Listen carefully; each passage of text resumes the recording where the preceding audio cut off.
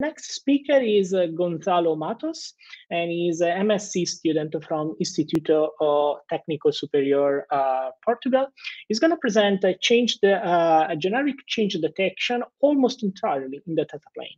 So Gonzalo has just finished his master's degree in information systems and computer engineering, and is particularly interested in topic of networking, cybersecurity, and distributed system, which led him to choose the dissertation covering all those areas, specifically the area of change detection inside the data plane of programmable switches, which originated the work that he's going to present today.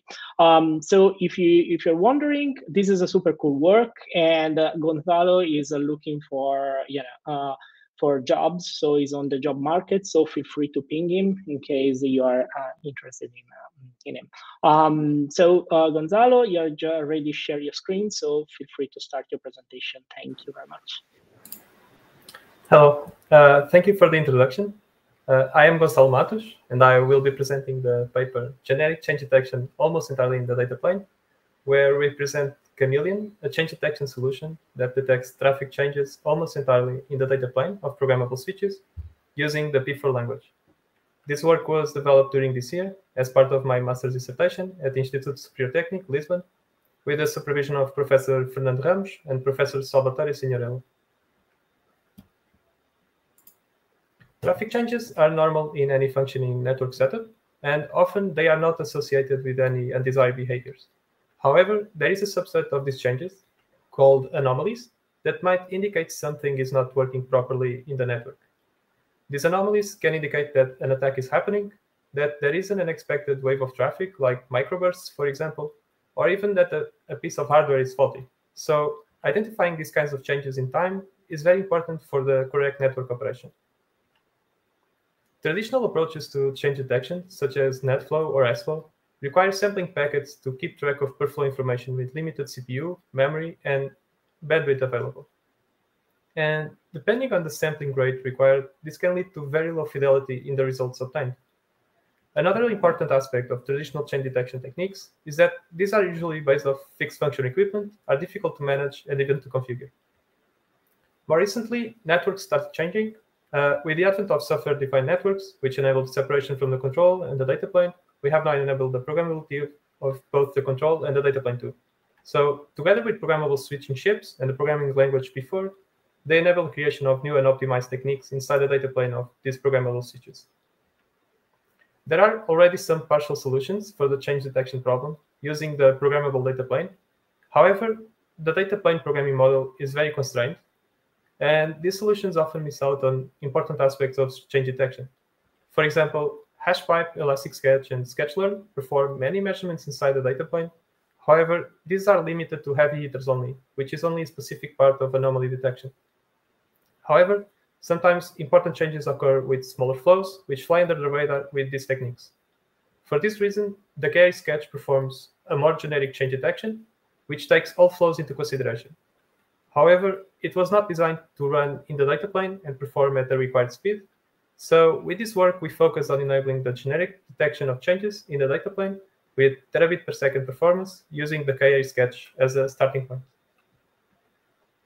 The contributions of this work were the design of K-meleon, an online change detection system that leverages programmable switches, the implementation of a prototype in P4 for the software switch BMV2, and an evaluation that demonstrates K-meleon achieves the same level of accuracy as the state-of-the-art. Now moving to the design. This design uses an alternative mechanism for keeping per-flow information that's called sketches.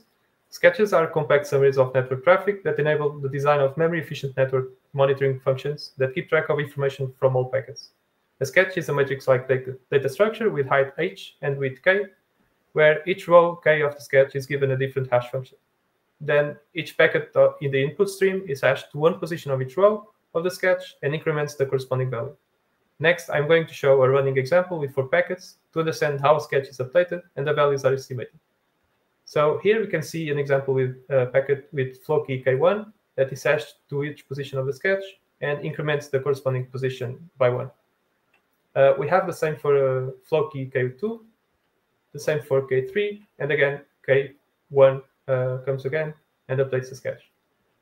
But we also need to read the values afterwards. So to estimate the value for each given flow key, we give the example of the count-min sketch, which retrieves the values hashed by each flow key and then chooses the minimum. In the image, we can see how this process works for K1, where the values 3, 3, 1, and 1 are retrieved from the sketch, and then the minimum is selected. So we'll be using a modified version of the K-ary sketch, which is able to perform generic detection to build our change detection solution. The K-ary algorithm splits time into a series of time intervals called epochs and performs change detection by comparing values observed in the current epoch against the values from the past. First, it builds the observed sketch with the values from each packet in one epoch. Second, the forecasting model builds a forecast sketch from values computed before and compares it against the observed sketch to build an error sketch. Then, the error sketch and the flow keys are sent to the change detection module, where it computes the threshold and estimates the error for each key. We have targeted the protocol-independent switch architecture, or PISA chips, present in the most recent programmable switches to build our P4 solution in the data plane. The PISA architecture features a feed-forward model with a programmable parser and a pipeline of programmable match action stages, where operations can be executed. However, the number of operations and the memory available per stage are very limited. So, because of the K-ary's batch-based nature, it cannot match the constrained programming model of these PISA chips. Moreover, the complex operations performed by the forecasting and change detection modules are not supported in the P4 language. So our solution, K-meleon, converted the batch-based operations of a K-ary to a stream-based fashion to fit them into the data plane of programmable switches. In the image, we can see that each sketch is updated per packet incrementally instead of just at the end of each epoch. We can see now a division between planes instead of modules of the K-ary algorithm. This is because while we managed to fit most of the sketch-related operations inside the data plane, the error sketch and the flow keys still need to be sent to the controller whenever an epoch change is triggered for change detection to take place later in the controller. Here we look closely at how we streamline the sketch update computation and how the incremental update is made with each packet. I also show the equations for the forecast sketch and the error sketch computation, and as you can see in the image, the left part of both equations is now being updated incrementally by each packet. And the right part is happened to be doing the same, and each part of those equations is being copied by each packet also. One big problem of our design was the inability to perform floating point multiplications using the P4 inside the data plane. For this reason, we converted these floating point multiplications into the approximate operations using write bit chips, just like it's shown in the examples on the right, with multiplications by 0.5 and 0.25. The main drawback of this approach is that the number of alpha values we can use is reduced to the set of values which can be expressed as powers of 2. One problem with updating sketch information incrementally with each packet is that by the end of one epoch, all positions of the sketch may have not been hashed to and updated. As you can see from the example on top, without fake updates, after 3 packets, there are still positions of the sketch which have not been updated.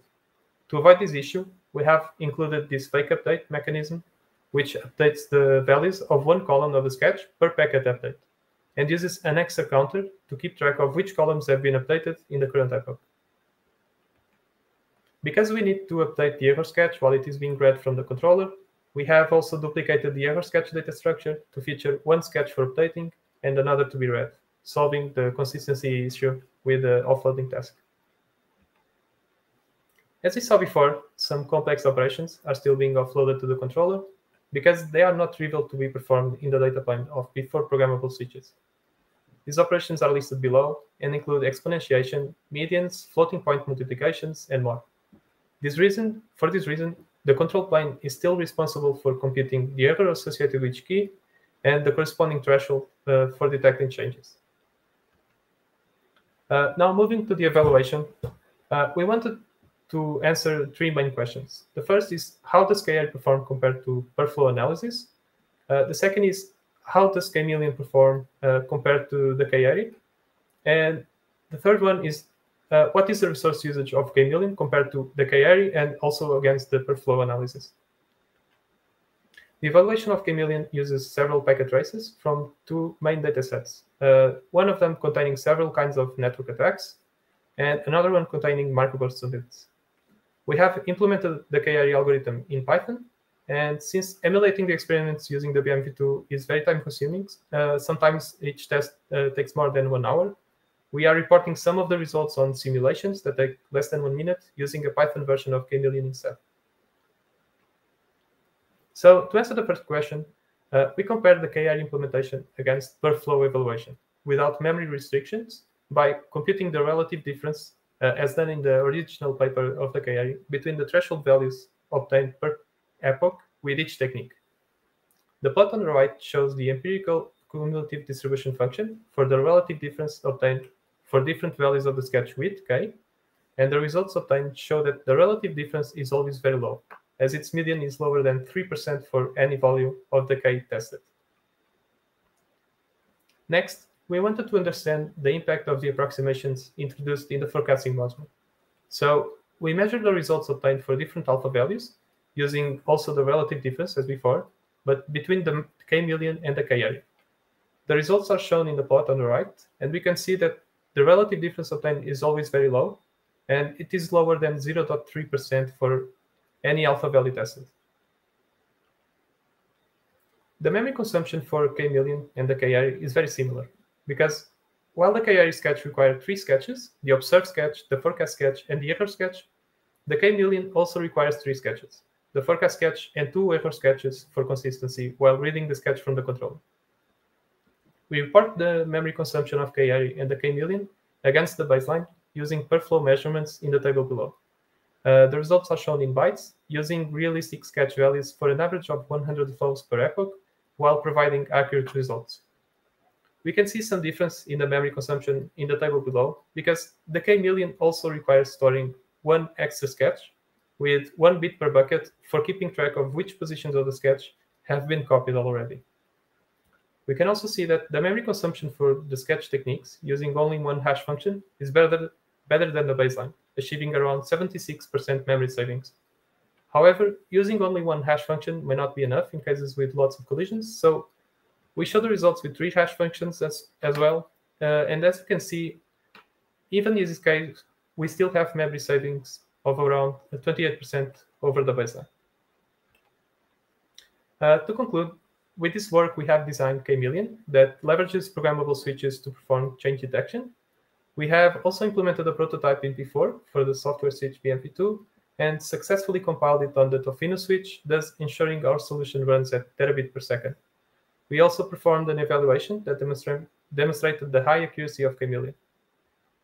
As discussion in future work, as we saw, the control plane is still responsible for performing some of the operations. We are exploring, for now, 2 kinds of target-specific parallelization to avoid this offload. The first is to perform subparts of each complex operation across multiple stages, transporting partial results between stages using packet metadata. The second is to perform multiple operations in parallel in the same stage, aggregating the results in subsequent stages. Also, many configuration parameters contribute to the detection accuracy of K-meleon, specifically the size h times k of the sketch data structure, the application-specific threshold, the epoch size, and the model parameters. We have not explored this configuration space exhaustively, and we have focused only on the parameters that, on average, work well for the tested traces. Nonetheless, we have experienced that the tuning of certain parameters can improve the detection accuracy in some cases, so this is left as future work. Just like the K-ary, the current design of K-meleon does not preserve the flow keys. For this reason, K-meleon cannot report the culprit flows for detected changes. Ideally, recovering the culprit flows should require memory and computational overheads that are within the bounds of the target platform. Our intuition is that by keeping the sketch information in the data plane, we could enable the detection of such culprit flows by using the flow keys observed from oncoming traffic, but this is also still left as future work. Thank you for listening, and I'll be glad to answer the questions.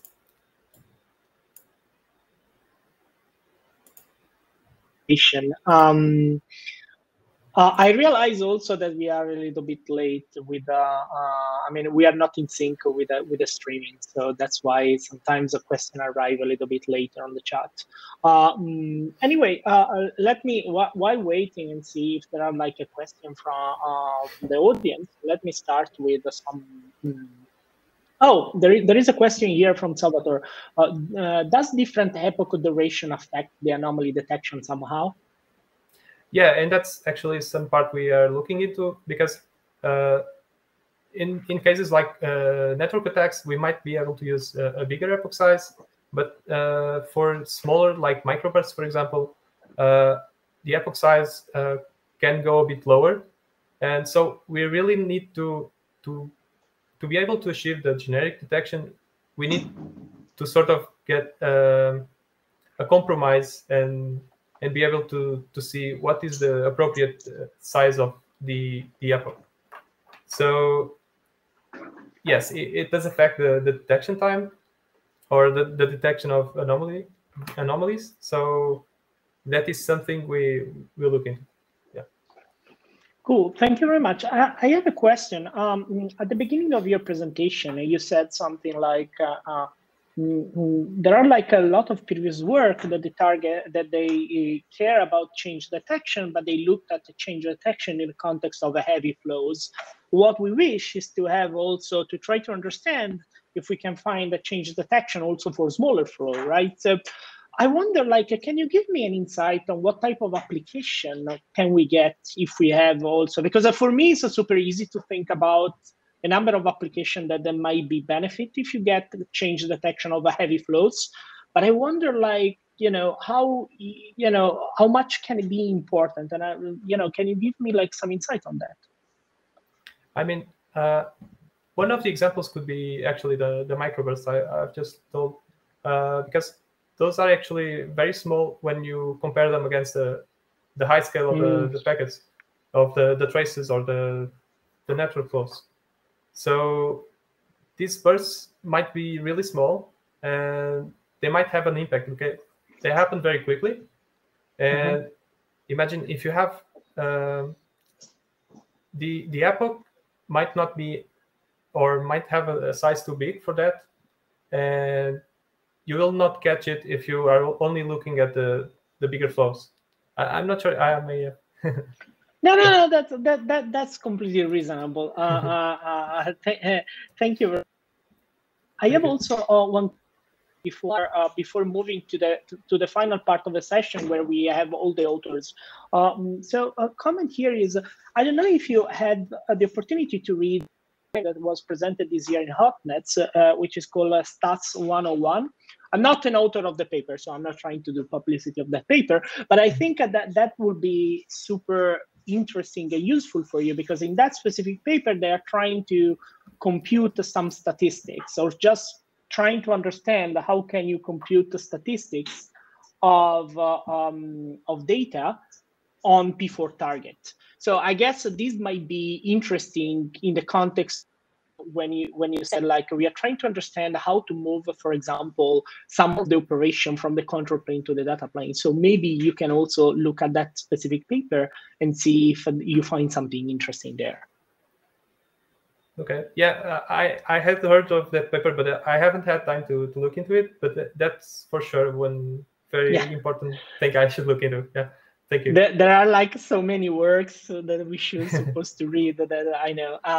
So I think I would like to invite all the speakers of the session here, because I think it might be a good opportunity now to have like a session all together as a final part of this session, so we can also answer other questions from the crowd. So if the other authors are around, I would encourage them to turn on their camera. And so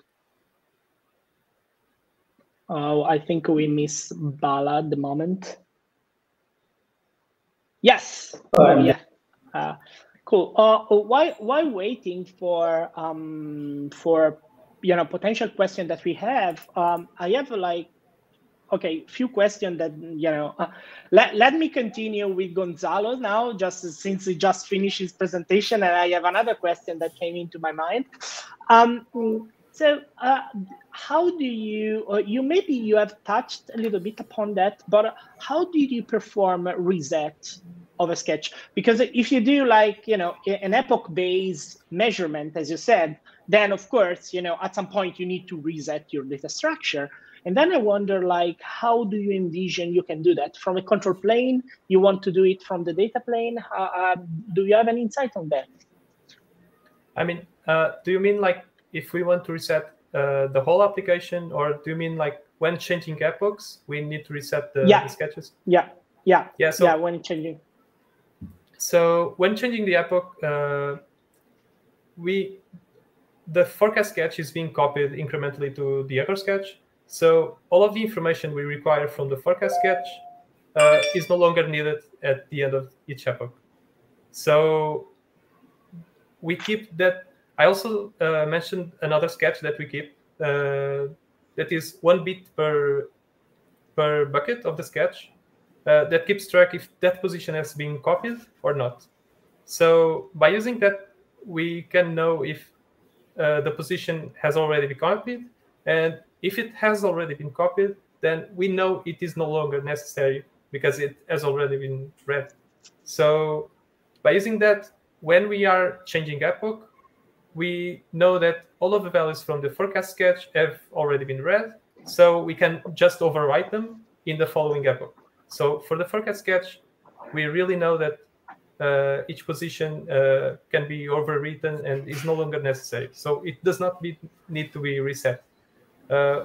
With respect to the Yegor sketch, then it already has 2 instances, one to be read from the controller and another to be written with information from the forecast. So the one that is being read from the controller, after it is read, then we know we can overwrite it also. So we do not need to reset any of the sketches that way. I see. Thank you.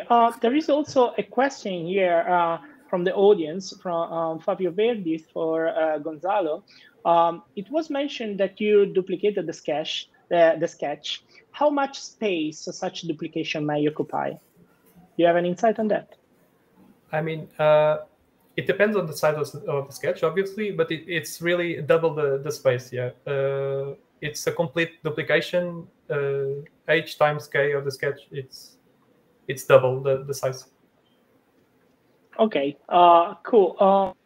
I have like a final question. Did you try this on compiling to a Tofino, or you tried just on a BMV2 so far? I've been developing for the BMV2, but Salvatore, my supervisor, has been responsible for trying to implement it in the Tofino, and we have been able to compile it on the Tofino, but I haven't been able to work more with the Tofino and to understand really. So it's still left as future work to understand how everything is working and functioning.